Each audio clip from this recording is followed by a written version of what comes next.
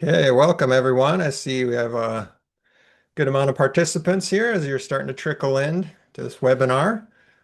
Um, we have Stacy Schaefer and Melissa Anderson who are going to present here in a little bit. Before we get started, there are CEUs available, social work CEUs available for this webinar, and there will be a link at the end of the webinar that I'll put in the chat for that. During the webinar, we have both Q&A at the bottom of your Zoom screen. You can ask a question to the presenters in the Q&A. You could also do it in the chat if you're more comfortable with that as well. And then at the end of this webinar, there will be a recording available. So if you have to leave early or you're showing up late, there is a recording available. So without further ado, Stacy Schaefer and Melissa Anderson, you guys can take it away. Perfect. Thank you, Greg. I'm just going to start by sharing my screen. Give me 1 second. And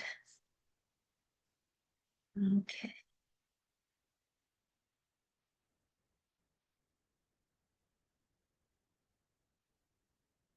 Okay. Can everybody see it okay? Or Greg, you can tell me if it looks okay. Perfect. Okay. All right. Welcome, everybody. Thank you for joining us today. My name is Stacy Schaefer, and I am the founder and executive director of 31A Project. And presenting with me is... Hey everybody, I am Melissa Anderson. I am the Anti-Human Trafficking Navigator for YouthWorks. Perfect. All right. Well, we're going to go ahead and get started. Just to share a little bit about 31A Project, if you're not familiar with us, we are located in North Dakota, and our main office is located in Bismarck, but we do serve the entire state. We have been around since 2015, so we're currently in our 10th year as an organization, and I've been working in the anti-human trafficking field since 2006. So a little bit about what we do as an agency is, first and foremost, we were founded on the principle of education. And so we spend a lot of our time providing educational presentations on topics like trafficking, exploitation, sextortion, pornography, online safety, all of which we will talk about today. We also have our Bravery Backpack program, which is where we give support or comfort bags to children who are victims of a crime between the ages of 2 and 17. Our survivor mentorship program is where we provide direct services to adult survivors of human trafficking over the age of 18. There, they're paired with a mentor who helps them achieve different goals, as well as we provide a bi-weekly support group. And then finally, our fourth area of programming is our demand reduction program, which is a sentencing diversion program for individuals who solicit others for sexual acts over the age of 18. So if they get caught doing that, they can be sentenced to this program. So that's a little bit of about what 31A Project does. All right, and a little bit more about YouthWorks. We are a nonprofit organization that was started in 1979 as Mountain Plains Youth Coalition. And we work with homeless, runaway, trafficked, struggling, and at-risk youth, primarily ages 12 through 24. We currently have offices in Bismarck, Fargo, Minot, Grand Forks, and now Dickinson as well. And we have shelters serving Bismarck, Minot, and Fargo. We have a lot of different programs that we offer our youth. We have our emergency shelter for minors. We have our youth and family engagement center, transitional living programs, parenting pathways, cultural programming and groups. We do street outreach and drop-in services.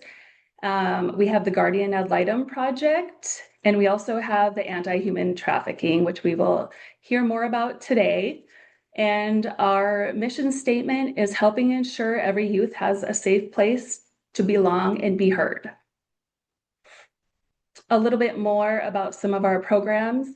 We offer navigation, and with that, we have response team meetings where we can bring together people from different professionals or professions and serve the urgent needs of the youth that we are serving. Bring together law enforcement, get updates, and really make a plan for safety for the youth. We develop MDTs across our state in different communities. And then we really focus on community education and awareness across the state. Something new to our anti-trafficking program, we are doing the education in schools this year. We are partnering with 31/8, and we are really providing education to the 6th, 10th, and 12th grade students all across the state. So that is getting underway right now, and we'll really start to implement it in the schools across the state in the fall. We also provide direct service to youth, and that can be intensive case management for the survivors of human trafficking.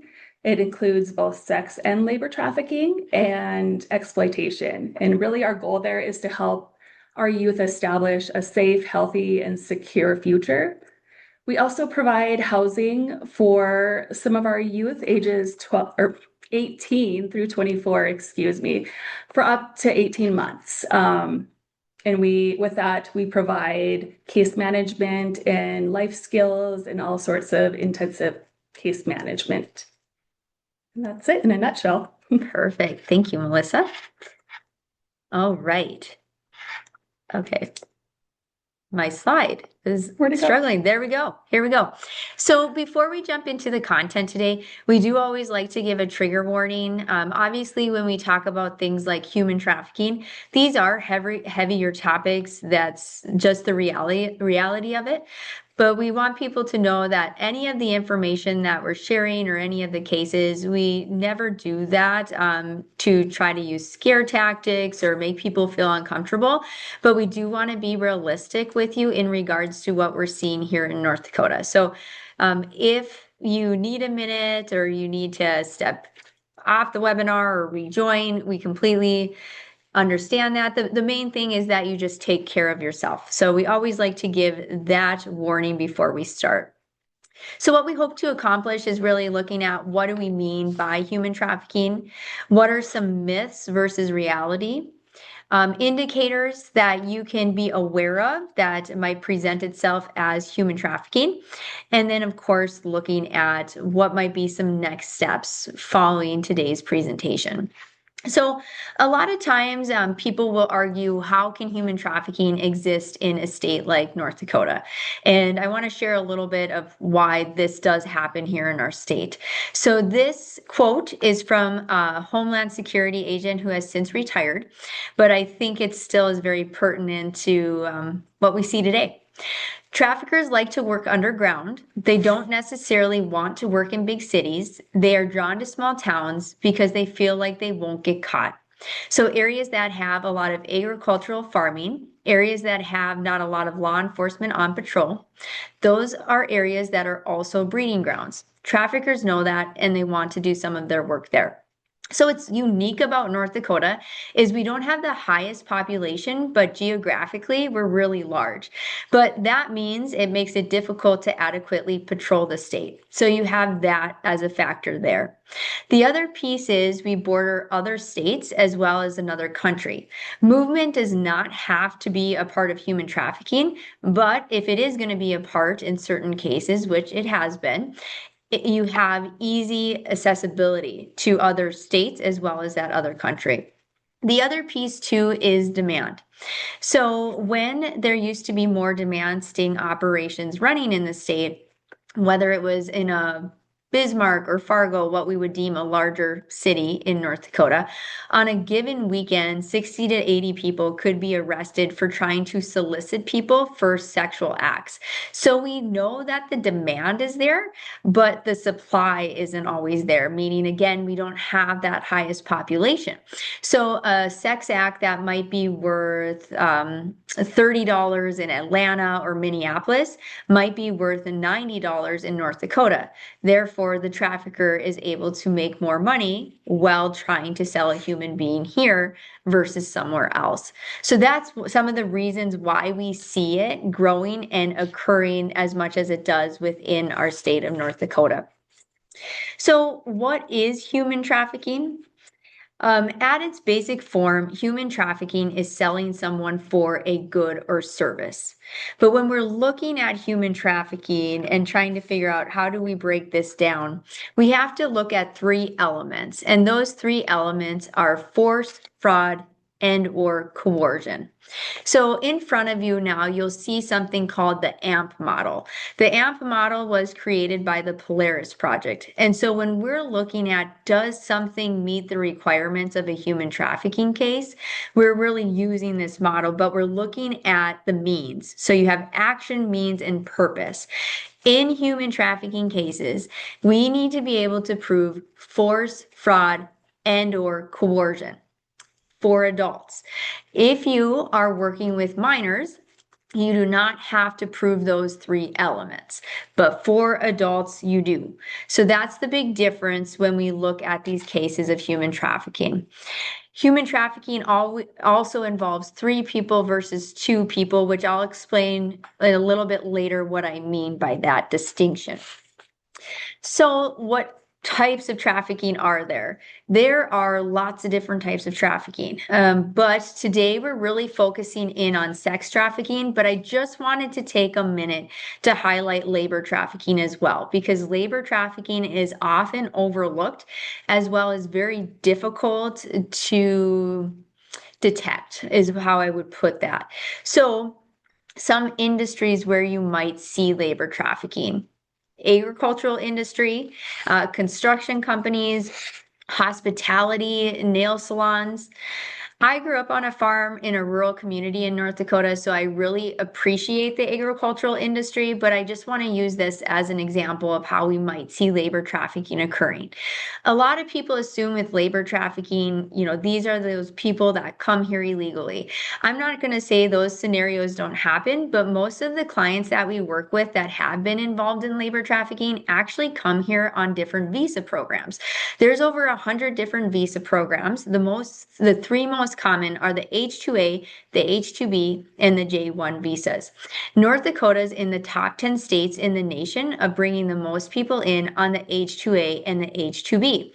So while these programs can be used to really enhance your workforce and can be used for really great things, they can also be mismanaged. So let's say I choose to bring people in on an H-2A, which is where our agricultural work falls in. H-2B is the hospitality. But let's say I choose to bring 20 people in to work at my business and I mistreat them, I withhold their pay, they have really poor living conditions. They have to get permission from me to work for someone else. But if I'm already mistreating them, am I likely to allow them to do that? Probably not. And on top of that, I will probably allow their visa to expire, which now makes them here illegally. So just like to point this out too, because again, labor trafficking just does not get the recognition that it should. So I always want to share that before we jump into the sex trafficking piece. All right. What is sex trafficking? Sex trafficking is the recruitment, harboring, transportation, provision, obtaining, patronizing, or soliciting of a person for the purposes of a commercial sex act, in which the commercial sex act is induced by force, fraud, or coercion, or in which the person induced to perform such an act has not attained 18 years of age yet, so they're still a minor. And a commercial sex act, it can mean anything, it can be done on anything of value. So when we're thinking about value, that is not always money. Somebody may value love. Someone may need a place to stay. That can really differ on what each individual really values, what's of value to them in that instance. Next slide. Oh yeah, sorry. Sorry, it's me. I'm the problem with toggling our slides. So here we go. Okay, so I've got a question for our audience. I want you to tell me if this situation is sex trafficking. So a single mom is having a hard time making rent this month. The landlord agrees to waive part of her rent in exchange for a sexual act from her 8-year-old son. Mom agrees, but tells herself it'll only be this one time. Is she a sex trafficker? And just write your answers in the chat. Got a lot of yeses coming in. Pretty unanimous. Okay. Yes, mom is a sex trafficker. Next slide. Mom's a sex trafficker because she is exchanging a sexual act from her minor child to her landlord for a reduction in the rent money that she owes. This is really something we do see in North Dakota. So it is familial trafficking. We are having a family member trafficking another family member for something of value. And in this case, it's money, it's her rent. And just to reiterate Melissa's point, it's definitely something that is very common in North Dakota is that familial piece of human trafficking. But can sex trafficking occur in other ways as well? Yes. We see sex trafficking occurring in massage parlors, escort services, truck stops, survival sex. We'll talk about that in a second a little bit more as well. Commercial sex. When we hear terms like oh, that's just prostitution. We need to remember how we state certain terms or how we talk about these topics do matter. So calling people prostitutes, that is not the language that we use. So something I do want to share is 99% of the people we work with in North Dakota have not chosen prostitution. They have been forced into prostitution. So it's important to remember that distinction. And in the United States, it's around 90% to 10%.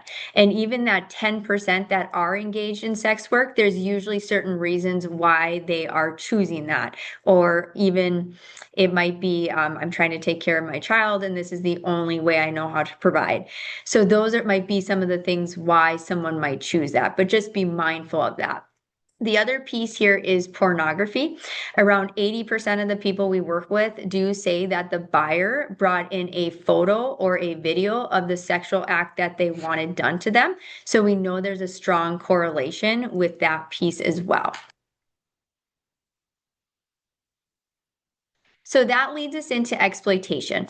In the beginning, you might remember how I said, we'll be talking about human trafficking, but you can't talk about human trafficking without talking about things like exploitation and sextortion, which we will highlight here. When we think about exploitation, though, this really goes back to what I was saying earlier, the difference between 2 people versus 3 people. So exploitation, exchanging sex for money, goods, services, or promises of value. This may occur with or without another person arranging the exchange. So let's just give an example.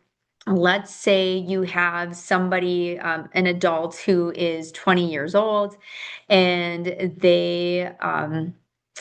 they're really struggling financially. Maybe they're trying to find a place to stay, shelter, and they meet this individual. And this individual says, you can crash on my couch, you can eat my food, do whatever you need to, make yourself a home. And it seems like that's going okay, but within a couple of days, this person says, staying here isn't free.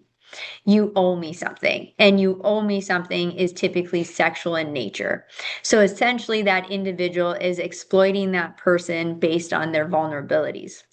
When we add a minor into this, we call this CSEC, also known as commercial sexual exploitation of children.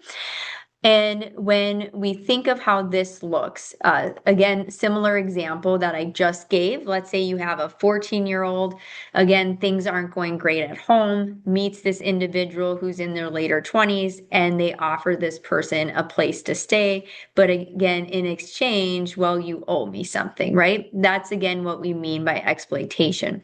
Now, when can this become that human trafficking piece? When you enter that third person. So again, let's say you have this younger individual who is a minor, and we'll say they're 15 years old. We'll call her Sarah. Sarah meets Johnny, who is in his later 20s, and they start dating. right? Already a lot of red flags with this relationship. And over time, Johnny showers Sarah with love, affection, attention, just things she's never had before. And she becomes to rely on Johnny. And all of a sudden, a couple months go by, and Johnny says, I don't think I'm going to be able to pay my rent this month. And if I can't pay my rent, I'm not going to be able to keep living in this apartment. In fact, I'm probably going to have to move to the next community over to find a different job. We're not going to be able to hang out anymore. And Sarah's like, well, what can I do to help? And Johnny says, remember Mike? Mike said if you have sex with him just this one time, he'll pay my rent. And it just has to be this one time, but then that one time becomes multiple. So just really looking at that difference between 2 and 3 people. Obviously, though, how the laws work with minors are going to look different compared to how the laws look with adults. So do be mindful of that, of how exploitation versus human trafficking is charged.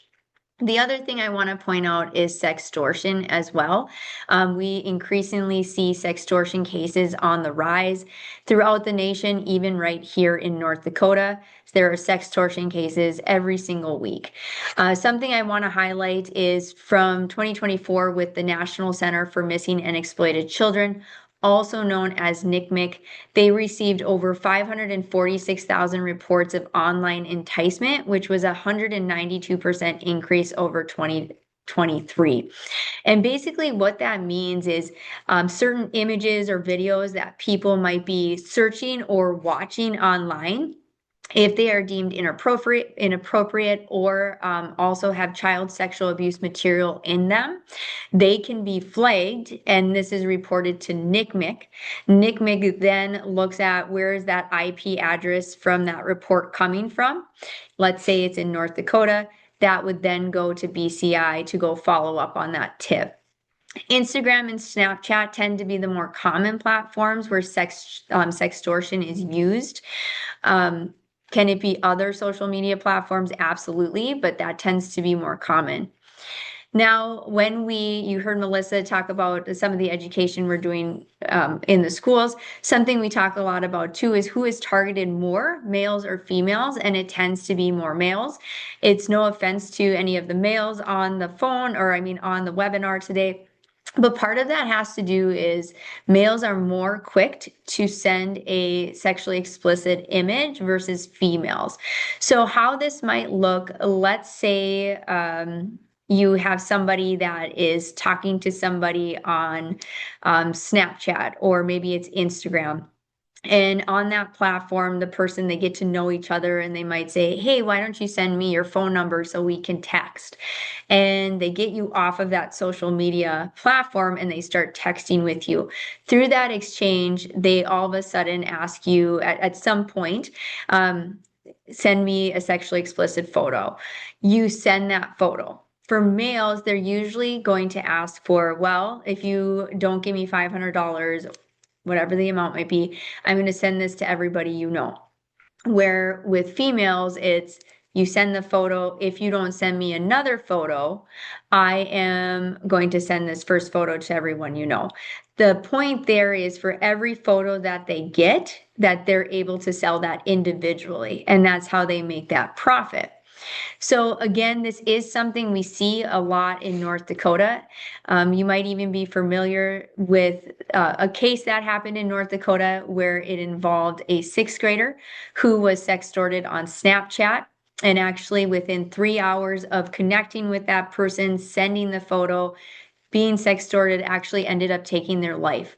So we know there's a lot of successful suicides with sextortion, as well as suicidal ideation. So this is why we really make a point to talk about these topics, because we know it's impacting our kids right here in the state.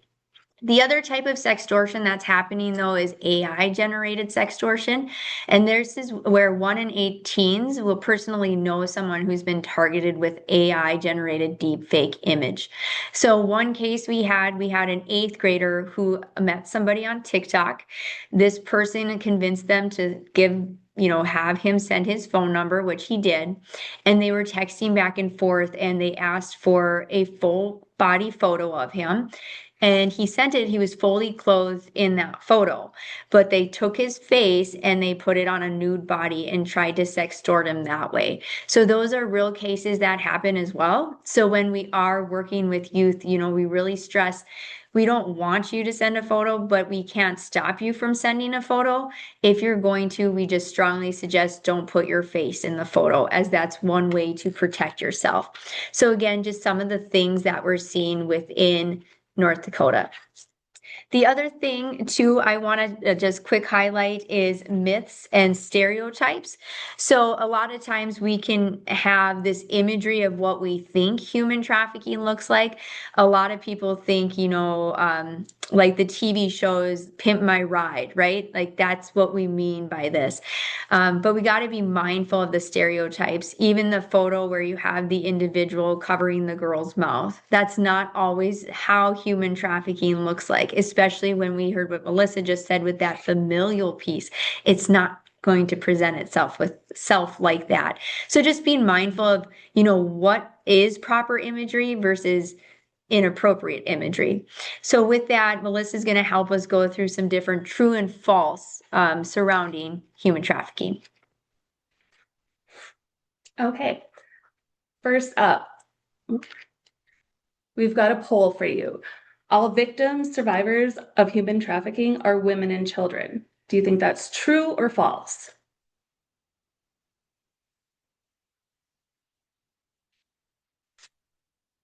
Give you just a minute here.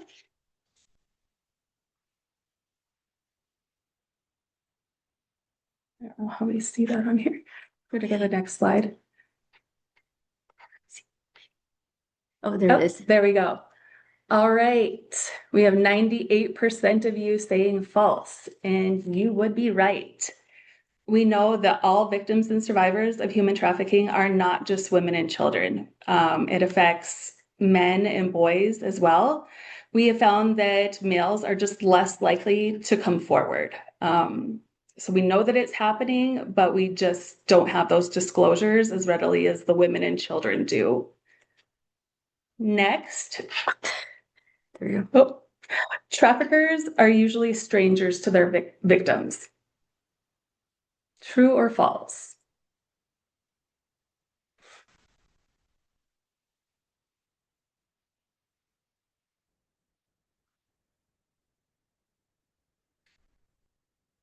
Everybody weigh in.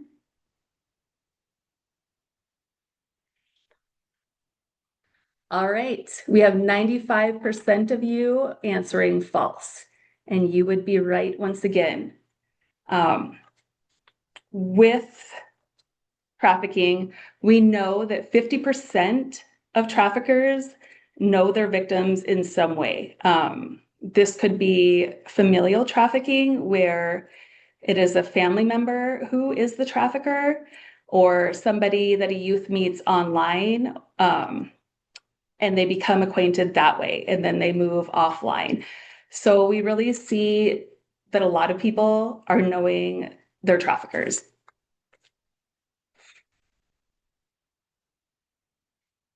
Next up, true or false? Traffickers are always violent.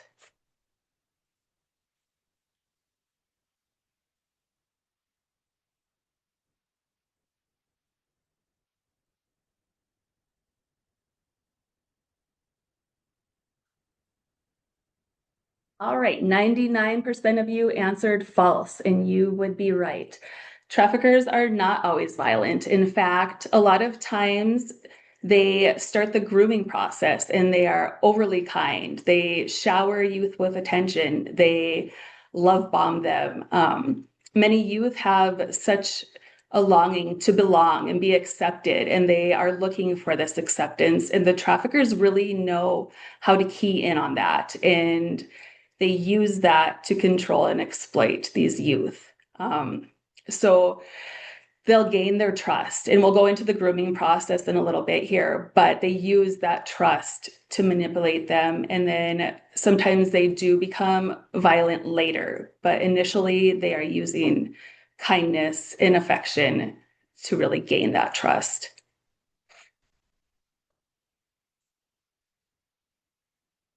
All right, one more. Kidnapping is the primary way traffickers obtain their victims. True or false?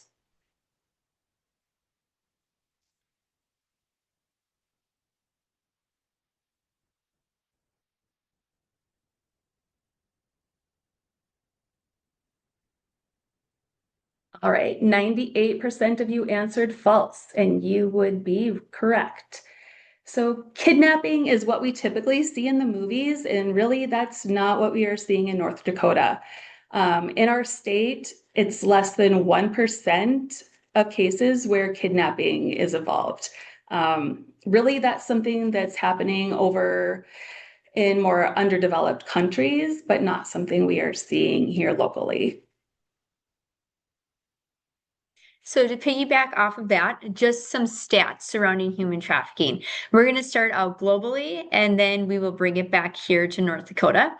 So it is estimated that there's around 50 million people enslaved in the world today, which is more than at the height of the transatlantic slave trade. However, it's difficult to adequately know how many people are truly being trafficked, as what we consider human trafficking in the United States is not always considered human trafficking in other countries. So there are some estimates that that number is actually higher. It's also believed to be the second largest criminal industry in the world behind drug trafficking. It generates around $150 billion per year globally. And we estimate every 1 out of 150 people are trapped in modern day slavery. The other thing I always like to ask, when we're giving presentations is, why would someone choose to sell a human being versus sell drugs? And in some cases, they're doing both, but why make that switch? And a big part has to do with supply, right? With drugs, I need to get more product, but with a human being, I can sell that individual over and over again. And when we're working with clients, on average, they will tell you they are sold anywhere from 5 to 40 times a day.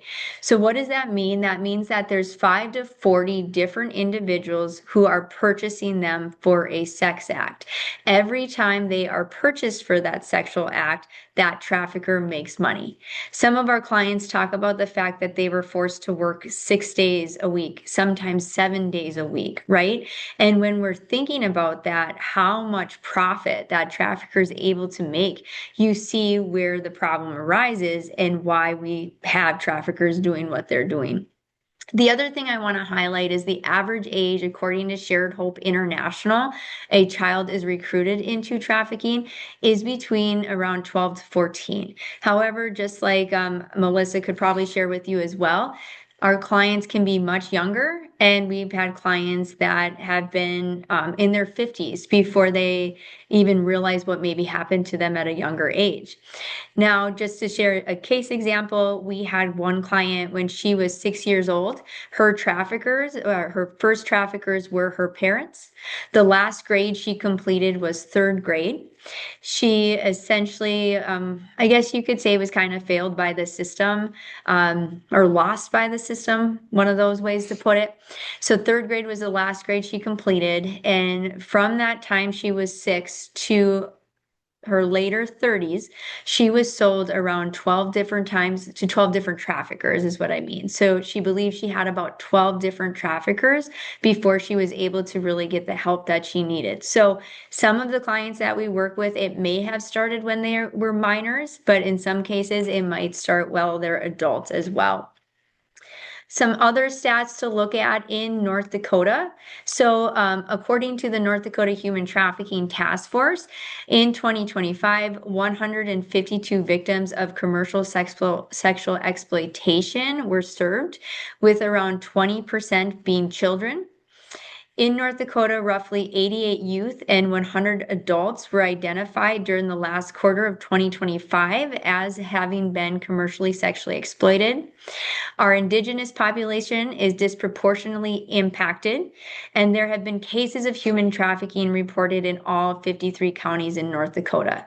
Now, we do hope to have even more North Dakota statistics here within the coming year. That's something that both the task force as well as us as service providers are working really hard together to get an adequate picture of how many people are being trafficked, or what does it truly look like here within our state. But that's just a snapshot of some of the statistics that we currently have. The other statistics I just want to quick highlight too, just a few for you, is that piece on pornography, as well as also known as child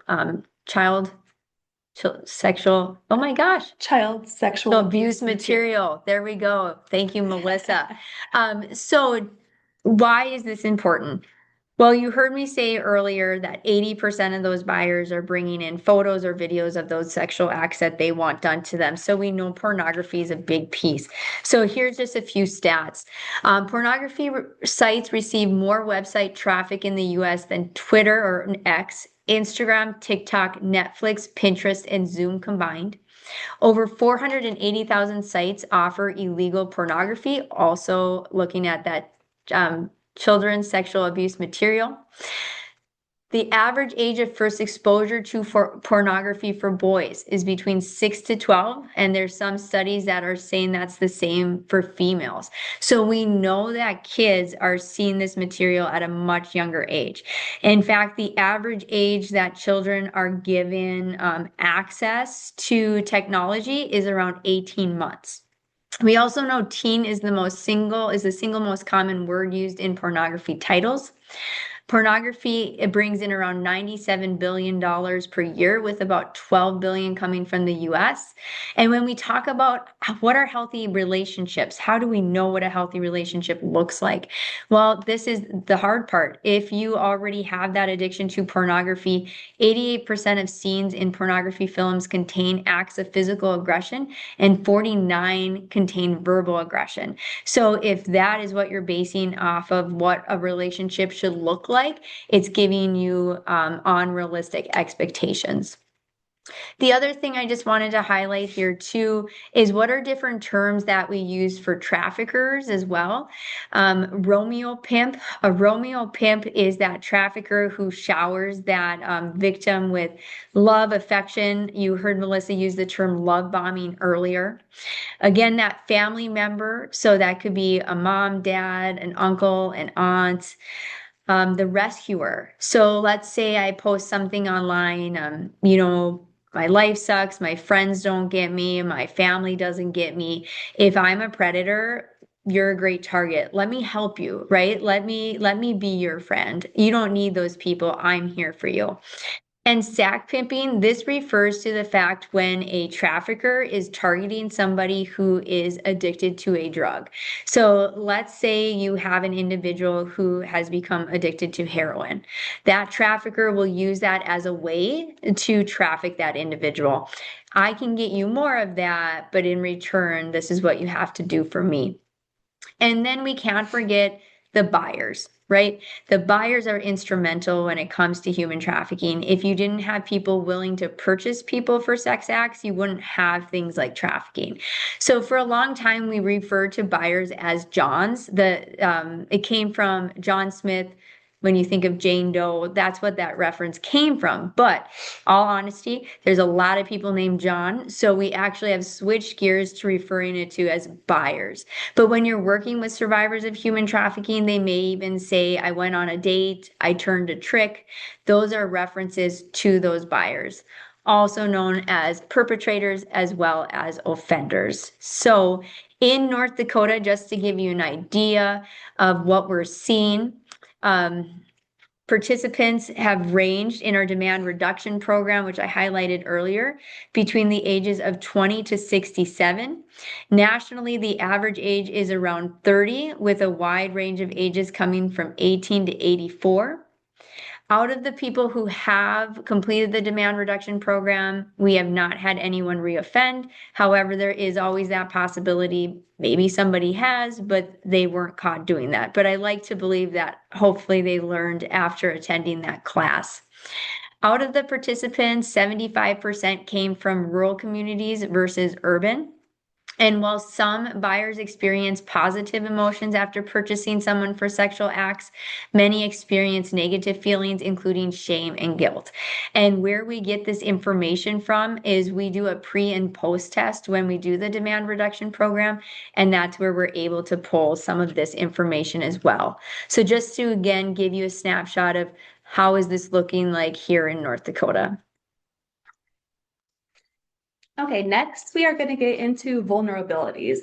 We know that traffickers are essentially experts at picking out vulnerable youth and adult victims as well. So they really look for that vulnerability and use that to control and manipulate their victims. So this list is not totally encompassing everything, but it'll give you a good idea of what factors may make somebody more vulnerable to being trafficked.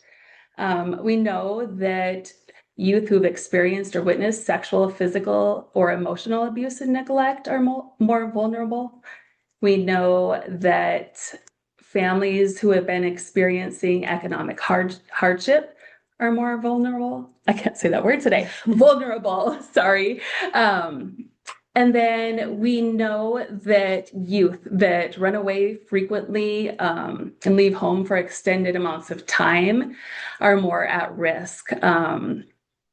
Also, exhibiting low self-esteem or have been a victim of bullying. And that again goes with that longing for acceptance and belonging.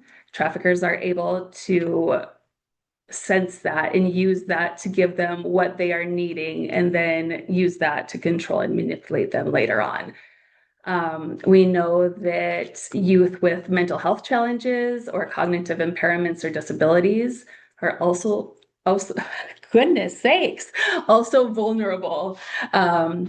Groups that identify as LGBTQ plus, and really those youth who are lacking the positive adult relationships or who maybe struggle with friendships and forming relationships. We know that youth who engage in alcohol or drug use or have gang affiliations are more vulnerable. And also youth that belong to minority groups or do not have like adequate cultural connections within their community and who are not getting the cultural connections and are seeking that out are more vulnerable. Sorry, just trying to read here. So go ahead. Well, I'll just finish this quick. So youth that have past or present involvement with the child welfare or juvenile justice systems are often more vulnerable as well. And these vulnerabilities are what the traffickers really key in on. So when they start their grooming process, they are looking for those youth that are vulnerable. And then next slide. They go into the grooming process. And what we mean by grooming, this is how the traffickers and abusers really prepare their victims for exploitation. These vulnerabilities make them more easier to control, and that is what they are looking for. So when we look at grooming, it typically has 5 different stages. We have targeting, and this is where the trafficker is really looking for those vulnerable youth. They maybe go to places that youth frequent, or they'll go on sites that the youth frequent. They'll make their fake profiles and use those to gain access to that youth. They'll start to show an interest in that youth and offer the young person something that they might be looking for. That could be support, that could be that longing or that sense of belonging and that acceptance that they aren't getting elsewhere. Maybe they're not close with their family and they're still searching for somebody to accept them for who they are. The trafficker will start to build on that through that targeting. Next up, they'll start to really build that relationship. Once they have the youth that they have targeted, they will continue that contact with them. they start to isolate them from their friends and family. And once again, that's just creating that control because that youth will be easier to manipulate. We see traffickers often giving kids a phone, and that's another way that they can control them. If they have their phone, they have access to their passwords, their contacts, who they're talking to. We see traffickers really using that affection to build that relationship with youth. They might make them feel special, they'll compliment them, they'll buy them whatever they need. They'll do things with them. They slowly, sometimes it's so slow where they don't even, where the victim will not even notice that they're being groomed. It's just a gradual progression. And we see them spending more time with their trafficker and less time with their friends and family. Once they start to build that relationship, those traffickers are really filling that need. There's something that the youth are looking for that they're not getting elsewhere. And the trafficker will start to build these relationships and really fill that need. So once this occurs, the trafficker then maybe starts to ask for something small in return. We see them asking for sexual acts, asking for sexual favors. And the victim, really starts, they trust this person. They've built this trust. They have the relationship. And so they're still trying to gain that acceptance that they're longing for. And so it seems not that alarming to them. They've been accustomed to it now. So we see that the traffickers really start to control the youth through this process. So they get them into things that can be dangerous or against the law, like drinking, taking drugs, or criminal activity. And this is just another way to gain that control. Maybe the youth will do these criminal acts or use drugs, and then the trafficker will start to say, well, you did this, so now you have to do this. And it just keeps building, and they have that to use as collateral to keep the individual in that cycle.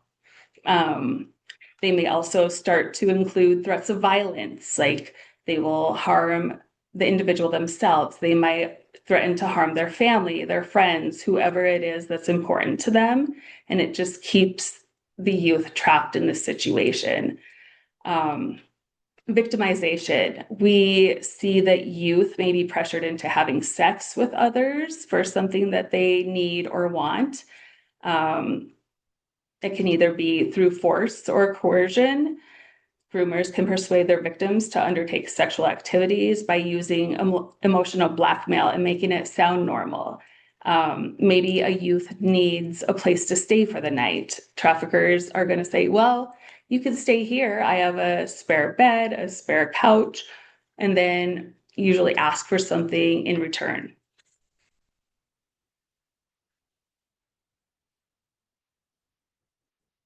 We also see once youth are recruited, they begin to recruit other youth for trafficking purposes. They have easy access to their peers, so traffickers use them to access their friends and their networks.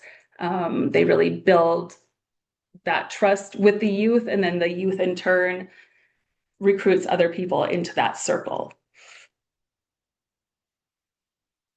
The other, oh, that's you. Okay, we'll go into the indicators that somebody might be experiencing trafficking. What we see, sorry, what we're seeing is that indicators that are kind of like red flags. So we see that maybe somebody has family dysfunction. They're going to be more prone to being vulnerable to that trafficking. You might see someone with more than one cell phone, and maybe that number changes frequently. The youth may be engaging in unhealthy relationships, inappropriate relationships, somebody much older. They start to withdraw from their friends and family. Maybe they were once interested in sports and played volleyball, and now they're not doing any of that. They just seem isolated and withdrawn. Along with the cell phones, they might experience a lot of anxiety when they don't have access to that cell phone. Like, we're not just talking our ordinary teen anxiety. Oh, I need my cell phone. Like, they have severe anxiety. They need to have access to that cell phone all the time. They might start to have unexplained money, gifts, alcohol, drugs. And you wonder, like, where are they getting that from? How did they afford that? They might have explicit photos on their phone or other devices, meet up with contacts they make from social media. And that said, they may be really secretive about where they're going, who they're talking to, what they're doing. Just a lot of secrecy surrounding everything. They might have an abusive or controlling partner. In school settings, educators might notice that they are tardy frequently, having absences, maybe have trouble staying awake in school, just not their normal behavior. They might have an extreme fear for their own safety and their safety of their loved ones. They might or have a lack of access to just their basic needs, food, shelter, or hygiene products. They may be spending time where exploiters are known to frequent. They may be seen at hotels or other areas where you're wondering, why are they there? What are they doing? That's And the other thing we just want to highlight too is understanding the mindset of a victim of human trafficking. Oftentimes, when we're working with potential victims of human trafficking, they do not see themselves as victims. That's part of the reason where this education comes into play. And again, we're hoping that by reaching kids at a younger age, that people will have a better understanding in general of what human trafficking is. So you have that piece. Because a lot of times people say, why don't they come forward? Why don't they just leave their trafficker? Well, there's also feelings of shame, self-blame, and unworthiness. We also have to remember their trafficker may be that family member. And so they don't realize maybe what's happening to them is wrong. Those are real scenarios.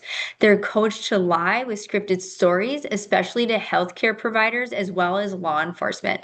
Healthcare providers and law enforcement are typically going to be the first people to really encounter victims of human trafficking.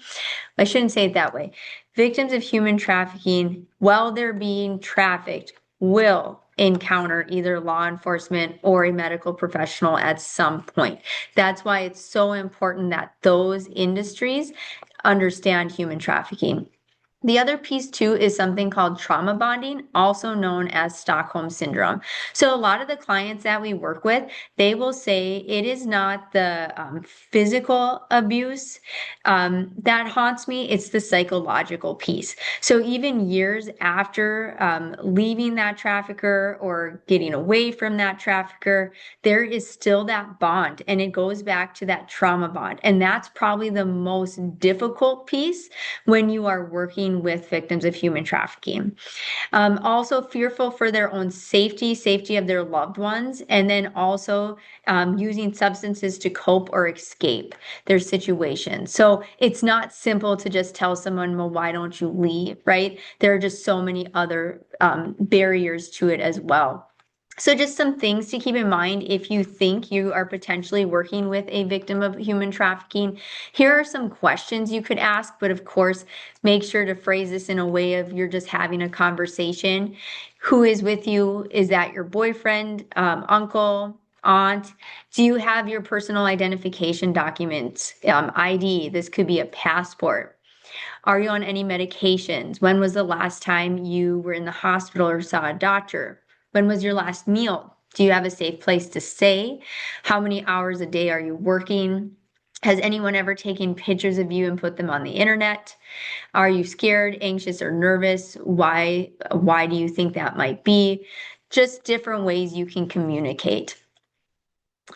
Now, as we get towards wrapping up, we at 31A Project, we have a survivor advisory committee because it's really important to us that we are led by survivors and that we get advice on how to provide the best services that we can.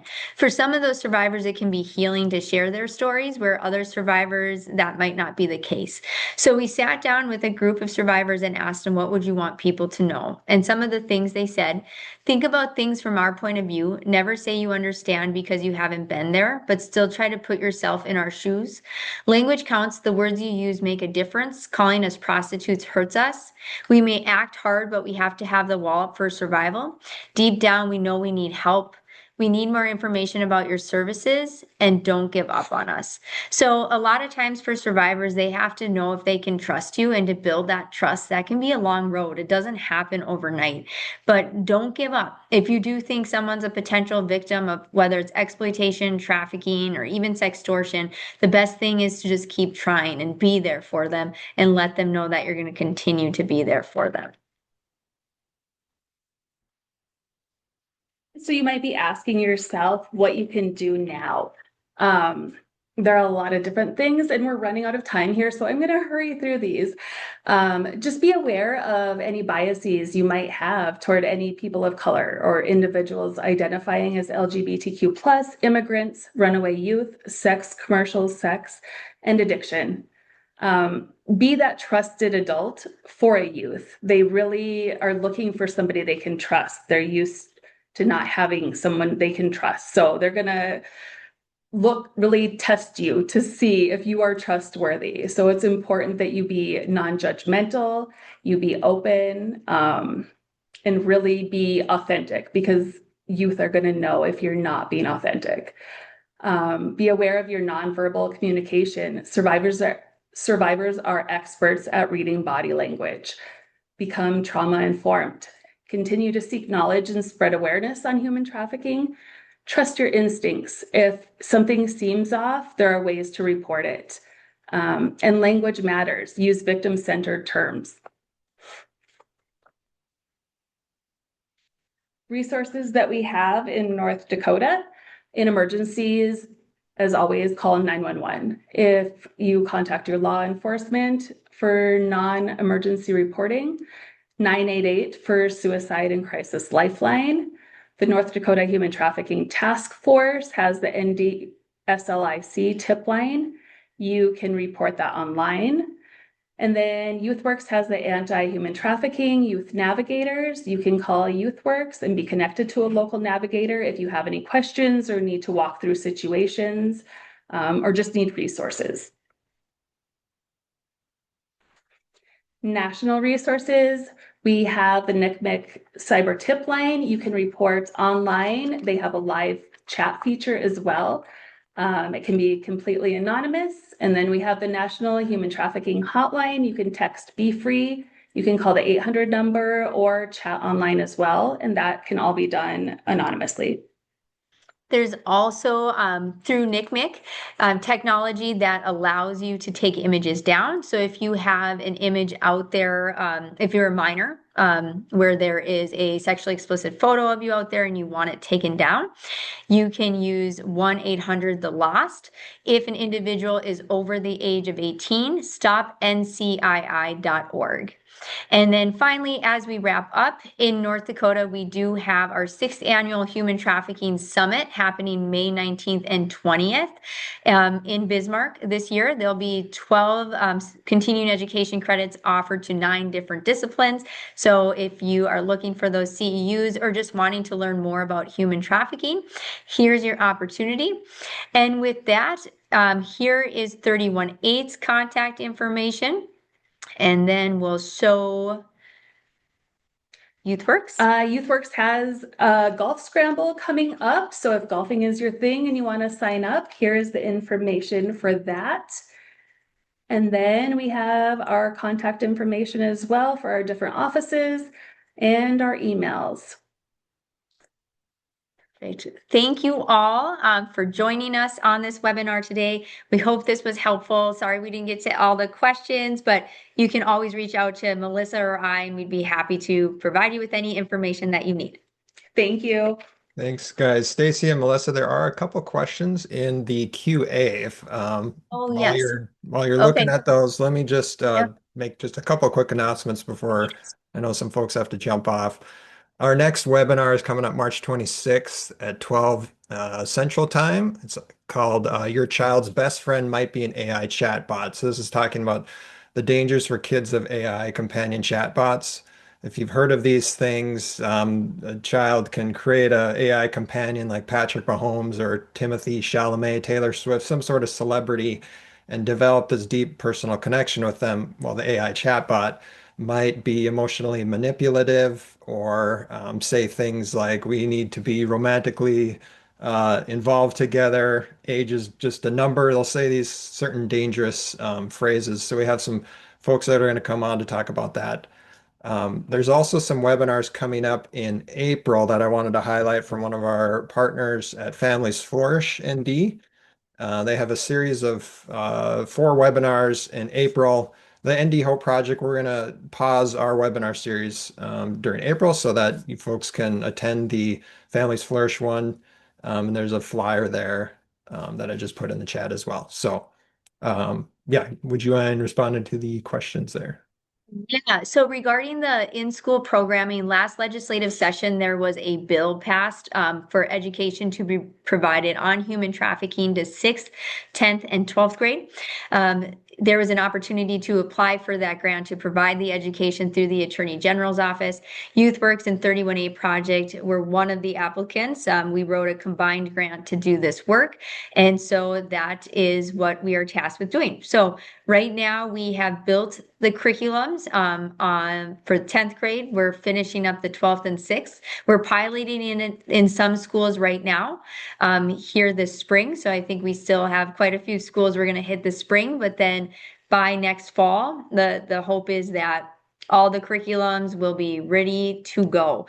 The goal would be that this goes on for the foreseeable future, but we'll kind of just have to see how it plays out. But again, it was a mandate that came this past legislative session. The conference in May will not be offered virtual. Part of that has to do with a lot of we have local speakers, but we have 7 different national speakers that are coming in as well as quite a few survivors that are speaking. And that's a preference that they tend to have. And so we're kind of abiding by that preference. And so the conference is an in-person conference. And his questions were about funding. Great question. I don't know. I know this is definitely something that we advocate for quite a bit during the session, and hopefully we can get more efforts geared at that. I think that's something we would love to see as providers, but also I think it would be great for law enforcement to have more knowledge too on what this looks like and what their role can be when it comes to preventing human trafficking or detecting it as well.